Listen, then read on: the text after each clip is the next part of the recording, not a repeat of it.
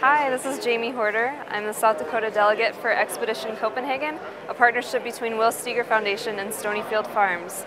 I'm here at the Bella Center at the United Nations Framework Convention on Climate Change, and I'm about to walk into a side event where James Balog is going to be talking about his photography. He's a National Geographic photographer, and he's been doing time-release photography of the Arctic and glacial melt over the years. So I'm really excited to go in, and I'm going to go. Come join me. The work that I do came out of a National Geographic story I shot. I've been a professional magazine photographer for 30 years.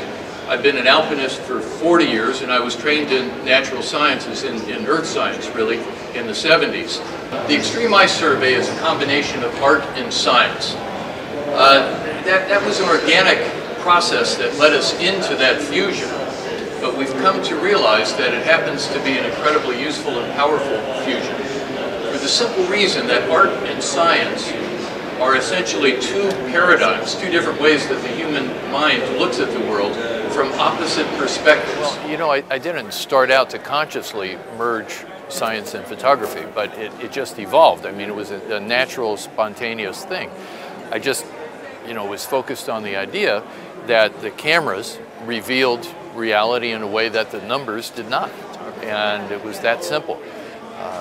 I have a perspective, of course, as a photographer, and so I knew what the cameras could do, and I thought, well, there's a really important story that's waiting out there to be told better than it is, so let's give it a try. And over time, it kind of crystallized that we had this fantastic convergence, literally, of art and science and these two different ways that the human mind thinks about the world.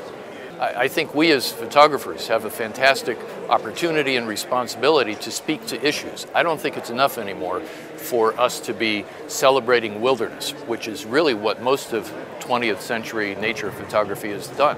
It's to look at pristine environments and say, isn't that wonderful? Shouldn't we protect it? That's a meritorious thing. I don't take that away at all. But we need to go beyond that, because our cameras, our eyes, our hearts, our minds can reveal issues in a way that statistics and words can't. And if we apply our creative resources to those issues, I believe that we can play a fantastic role in the evolution of society. I just finished with the Jim Balog side event, and I just wanted to reflect a little bit on what happened.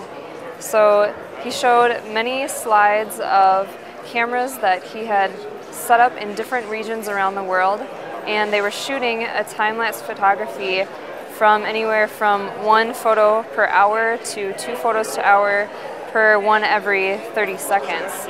And it was really interesting to see the different photographs throughout this time-release piece once they were put together, because he was monitoring the different glaciers and what was happening as global warming occurred and as the glaciers started melting. So after the side event, I actually had the opportunity to ask him a few questions.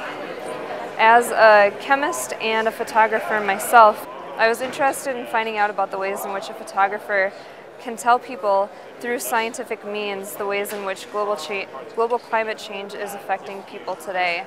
And this was a very powerful example of that.